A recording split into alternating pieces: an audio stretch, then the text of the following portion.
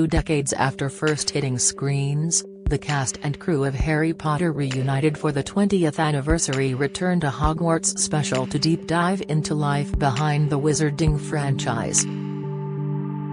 In the special, which debuted on HBO Max, Sky and Now TV on Saturday, fans are treated to a mosey down memory lane helmed by lead actors Daniel Radcliffe, Emma Watson, and Rupert Grint, as well as a slew of their dazzling co-stars and the brains behind the 8 movies. While the stars regaled tales of life on and off-screen during their time in one of the biggest movie franchises of all time, notably absent was creator J.K. Rowling, 56, who only appeared via archive footage in the wake of an ongoing row over her views on transgender issues, which erupted via Twitter earlier this year.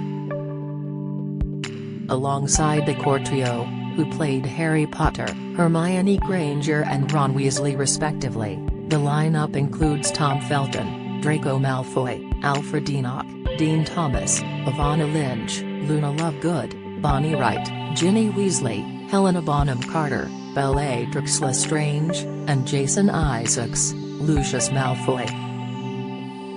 More videos. 1, 2, 3 Watch video trailer for Betty White, 100 Years Young celebration event. Watch video. Kylie Jenner promotes Kylie Skin Lip Oil from her private jet. Watch video. Countdown begins. Teaser for Hulu original The Kardashians. Watch video. Jennifer Love Hewitt brought to tears after Betty White passing. Watch video. Jennifer Lopez recaps her very busy 2021 in cute montage. Watch video. Melissa Rawson says she may be delaying wedding until 2023. Watch video. Sayonara, Khloe Kardashian and true ring in the new year. Early watch video. Joe Giudice films his daughters go swimming while on vacation. Watch video. Madonna sings Elvis Presley with her daughters in a car. Watch video. Jennifer Aniston shares some of her favorite memories of 2021. Watch video. Tiger killed after it bites cleaner's arm who tried to pet it. Watch video. Jessie Nelson's meme-making performance of Boys at Jingle Bell Ball. The special opens with sweeping shots of London focusing on the stars opening their invites to the reunion, with Emma seen heading down platform 9 3/4 before she meets up with a number of famous faces. The Great Hall, the center point of the set, which is still in place at Warner Bros. Studio Tour London in Leavesden, is packed with dancers, an orchestra and stars of the movie, all reveling atop a HP20 logo in the floor. Stars of the movies fondly greet each other as they prepare for the eagerly anticipated reunion. Daniel is then seen treading the path of Diagon Alley before one of the opening lines of Harry Potter and the Philosopher's Stone is read. He couldn't know that at this very moment, people meeting up in secret all over the country were holding up their glasses and saying in hushed voices, "To Harry Potter, the boy who lived." Chapter 1, The Boy Who Lived. Harry Potter and the Philosopher's Stone and Harry Potter and the Chamber of Secrets. As the one-off special launches into a deep dive of the world of Harry, Daniel is seen meeting up with director Christopher Columbus in Dumbledore's office, the set at Leavesden Studios. The first section, entitled The Boy Who Lived, looks back on the first 2 movies from 2001 and 2002. Christopher spoke about why he directed the first 2 films in the saga after his daughter forced him to read the books. In the first a few mentions of J.K. Rowling, he says, "I had to fly to Edinburgh to meet Jo Rowling and I said this is my vision of the movies and she said hers was the same." Bonnie then also mentioned J.K., saying, "So many people were falling in love with her writing," while an archive shot showed the author at a signing for the first book, while Robbie Coltrane, who played Hagrid, also lauded J.K. and Christopher spoke of the feverish hunt to find an actor to play Harry. More videos. 1, 2, 3 Watch video trailer for Betty White, 100 Years Young celebration event. Watch video. Kylie Jenner promotes Kylie Skin Lip Oil from her private jet. Watch video. Countdown begins. teaser for Hulu original The Kardashians watch video. Jennifer Love Hewitt brought to tears after Betty White passing. Watch video. Jennifer Lopez recaps her very busy 2021 in cute montage. Watch video. Melissa Rawson says she may be delaying wedding until 2023. Watch video. Sayonara, Khloe Kardashian and true ring in the new year. Early watch video. Joe Giudice films his daughters go swimming while on vacation. Watch video. Madonna sings Elvis Presley with her daughters in a car. Watch video. Jennifer Aniston shares some of her favorite memories of 2021. Watch video. Tiger killed after it bites cleaner's arm who tried to pet it. Watch video. Jessie Nelson's meme-making performance of Boys at Jingle Bell Ball. The lead stars of the show discussed their paths to scooping the roles, with Emma admitted she was obsessed with playing Hermione after it became her family's thing to read the books, while it was revealed that Ron just jumped off the page to Rupert, who called the book a beautiful,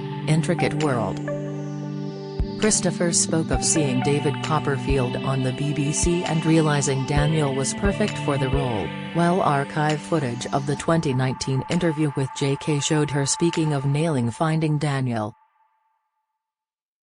As Emma, Daniel and Rupert reunited, they began speaking about their own lives in the world of Harry Potter, in what they branded a surreal reunion where no time had passed but so much time had passed.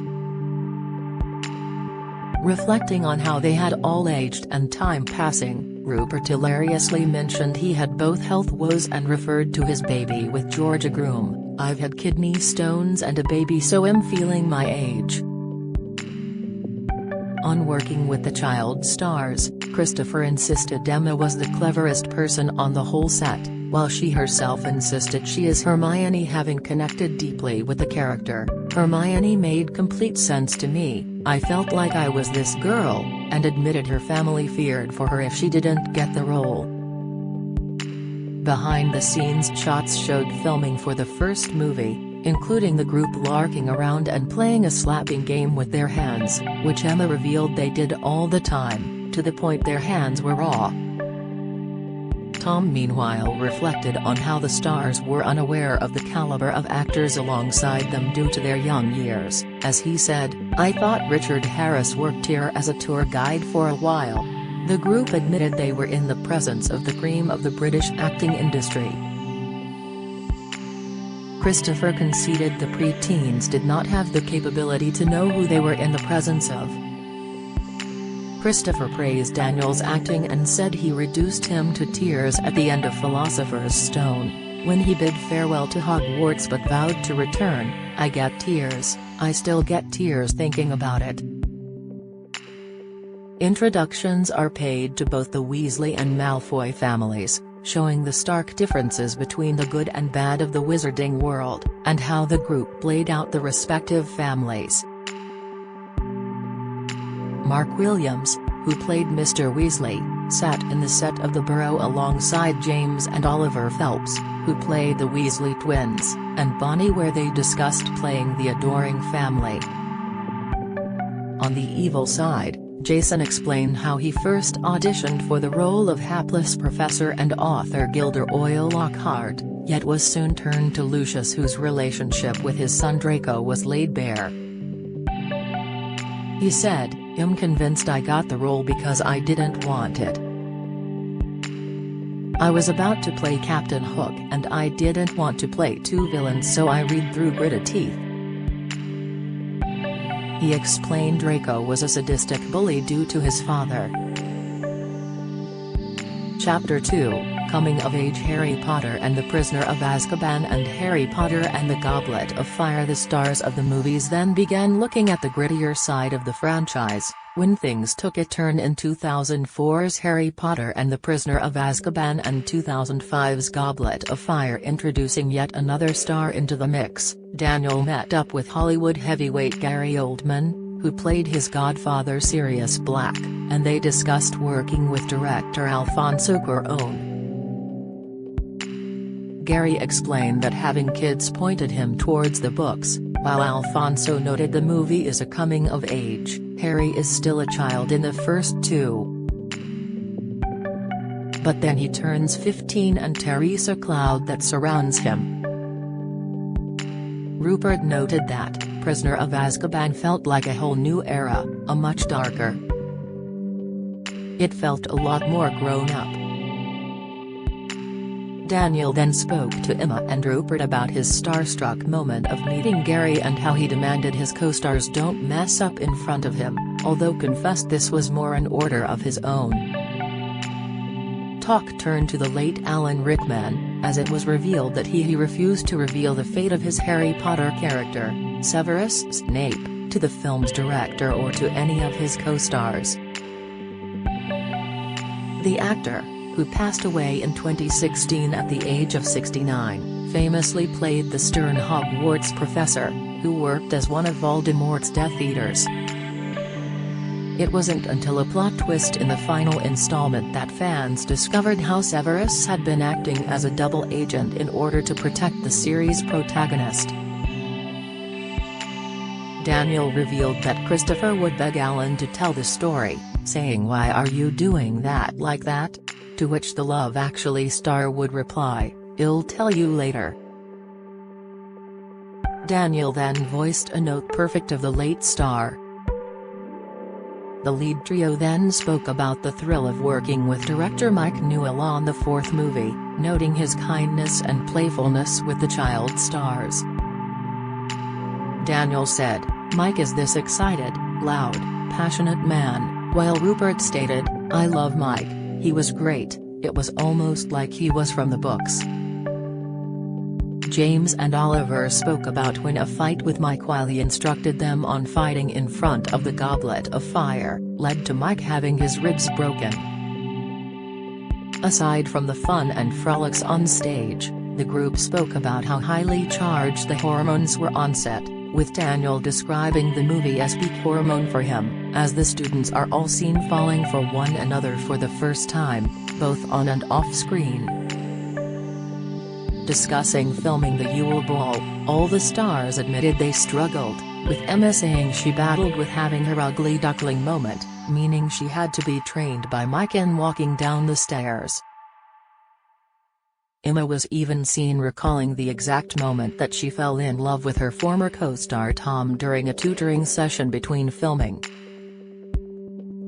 The actress reminisced about her crush on Tom and vividly recalled him making her heart skip a beat for the first time.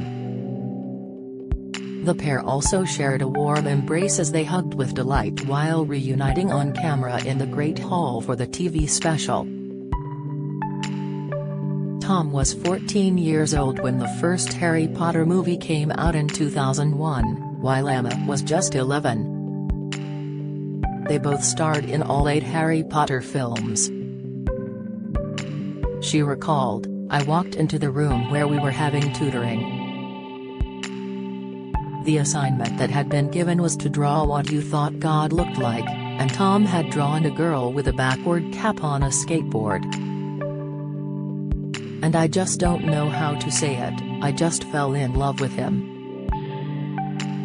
I used to come in every day and look for his number on the call sheet, it was number 7, and if his name was on the call sheet, it was an extra exciting day."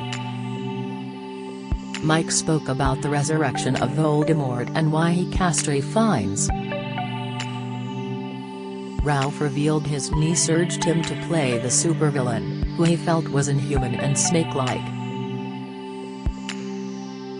Chapter 3, The Light and Dark Within Harry Potter and the Order of the Phoenix and Harry Potter and the Half-Blood Prince. Adding another superstar into the mix, Daniel then meets up with Helena Bonham Carter, who reveals she still has an autograph he signed which she keeps in her toilet. Daniel coyly admitted he had a soft spot for his 55-year-old co-star, despite their 23-year age difference. Reading his message aloud for the first time, he said, "Dear HBC, it was a pleasure being your co-star and co-star in the fact I always ended up holding your coffee. I do love you and I wish I'd just been born 10 years earlier so I might have been in with a chance." Helen and Gary are then seen discussing Bellatrix killing her cousin Sirius and a deleted scene showing a duel. The esteemed stars revealed they went to one school to hone the choreography of the moves. On film number 4, director David Yates was recruited when things became darker and more grown-up. The stars lauded David for helping draw out more intensity and explained that while the world was politicizing, he was wanted to draw this into the movies and display that element, showing the more paint real-life side to their time on screen. Emma and Rupert then revealed they nearly quit their acting roles in the franchise due to struggling with being child stars. After they were catapulted to stardom following the success of The Philosopher's Stone in 2001, before the pair had even reached their teen years they struggled to adjust to their superstardom. Admitting to writing about being lonely in a diary entry at the time, the Beauty and the Beast star explained how the fame thing had finally hit home in a big way. She confessed, "I think I was scared. I don't know if you ever felt like it got to a tipping point where you were like, this is kind of forever now." It was around the time of Order of the Phoenix when things started getting spicy for all of us, she continued of the 2007 blockbuster which she filmed aged 16. Rupert chimed in, "I also had sort of similar feelings to Emma, contemplating what life would be like if I called it a day. We never really spoke about it. I guess we were just going through it at our own pace, we were kind of in the moment at the time. It just didn't really occur to us that we were all probably kind of having similar feelings." Talk then turned to the outsiders of the cast, with Ivana, who plays Luna Lovegood, revealing she was a pen friend of J.K. Rowling's before she attended the open casting call for the role. Emma gushed about being proud of Ivana, as well as Bonnie, who played Ginny in the franchise. Chapter 4, Something Worth Fighting for. Harry Potter and the Deathly Hallows Part 1 and 2. As the franchise drew to a close with the final 2 movies, the group discussed how things changed for them in their more mature status as actors as well as their storylines intensifying. Rupert said, "Nobody can understand what we went through. Harry, Emma and Rupert were likened to astronauts by David Yates thanks to their joint experiences in becoming global superstars at the helm of the huge productions." In anticipation of Hermione and Ron becoming romantically involved, Emma and Rupert discussed how they struggled to film their first kiss amid the Battle of Hogwarts in the final movie. Rupert admitted that the audience were desperate to see the duo kiss. Emma recalled, "Kissing Rupert is one of the hardest things I've ever had to do because Dan, Rupert and I are so siblings." She then confessed they kept corpsing, a term for actors ruining scenes by laughing. The cast and crew discussed the final scenes and the spiritual elements of the final battle scene between Harry and Voldemort before a montage of adorable throwbacks shot up. Following their discussions of each film, the group all grew emotional as they rounded out the show. Rupert said, "I'm very proud to have been part of it. It was weird at the end. I lost track of who I was and who the character was. My name didn't feel like my name and I only knew one thing, to play Ron."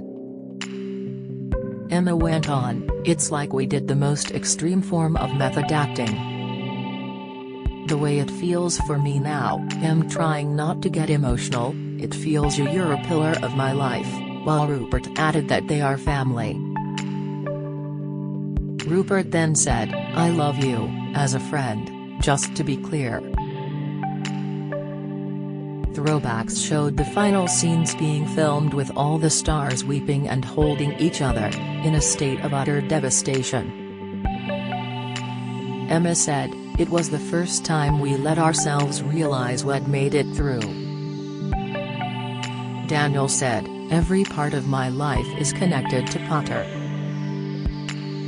It makes me proud," while Emma said, "There's something about Harry Potter that makes life richer. When things get really dark and times are really hard, stories give us places we can go where we can rest and we can be held."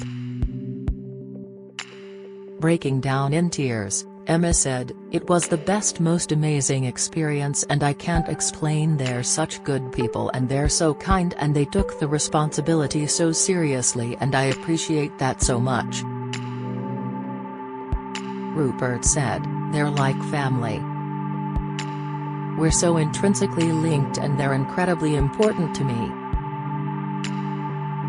Fighting back tears, Daniel added, "There's people on these films who are foundational to who I am, as a person, as an actor. I am so lucky to have the life I have and be able to work with the people I work with now." Stars tearfully remember magic Alan Rickman, empathetic Helen McCrory, twinkly Richard Harris and generous Richard Griffiths during reunion show in memoriam. The actors and cast behind the Harry Potter franchise remembered their late co-stars during an in the memoriam section of the Harry Potter Return to Hogwarts reunion, which aired on Saturday. Daniel Radcliffe, Emma Watson and Rupert Grint led the tributes to the many stars they have lost over the past 2 decades, since the franchise launched with Harry Potter and the Philosopher's Stone, including Richard Harris, Alan Rickman and most recently Helen McCrory. Speaking about appearing on the reunion without their late stars, Emma said, "It's obviously amazing to be back, but so many people we thought would be here for much longer, like Helen and Alan and Richard," while Rupert sadly echoed, "They're like family, just gone too soon." Speaking about working with such icons, Daniel said, "I feel really lucky to have some little bit of touch with the people who have passed. I'll be very old one day and say I knew that absolute legend." Helen McCrory played Narcissa Malfoy died, April 2021, aged 52. Helen played Draco Malfoy's mother and Lucius' wife in 2009's Harry Potter and the Half-Blood Prince and 2010 and 2011's Harry Potter and the Deathly Hallows Part 1 and 2. She passed away in April this year after a secret heroic battle with cancer, her husband Damian Lewis confirmed at the time. The beautiful and mighty actress died peacefully at home surrounded by friends and family. Speaking about Helen during the reunion, her on-screen husband and son, played by Jason Isaacs and Tom Felton, lauded the incredibly talented star following their stints with her on-screen. Jason said, "Helen McCrory played my wife. I said I think I've just seen the best actress I've ever seen in my life. I feel lucky to have worked with her and shared so much frankly adolescent laughter on the set." Speaking about his on-screen mum, Tom broke down as he emotionally said, "She taught me a lot. See, I can't even say it. She had this ability to show such empathy in her eyes. It was a real treat to work with her." Alan Rickman played Severus Snape died, January 2016, aged 69. Alan played the cruel yet troubled Professor Snape across all 8 movies, inciting fear and later sympathy in students as he kept his love for Harry's mother Lily hidden. He is ultimately killed by his master Lord Voldemort, after Harry discovered the sacrifices he made for him. In August 2015, Alan suffered a minor stroke, which led to the diagnosis of pancreatic cancer. He revealed that he had terminal cancer to only his closest confidants. On January 14, 2016, he died in London at the age of 69. Speaking about working with the acting icon, Emma said, "Alan Rickman never spoke to me like I was a child.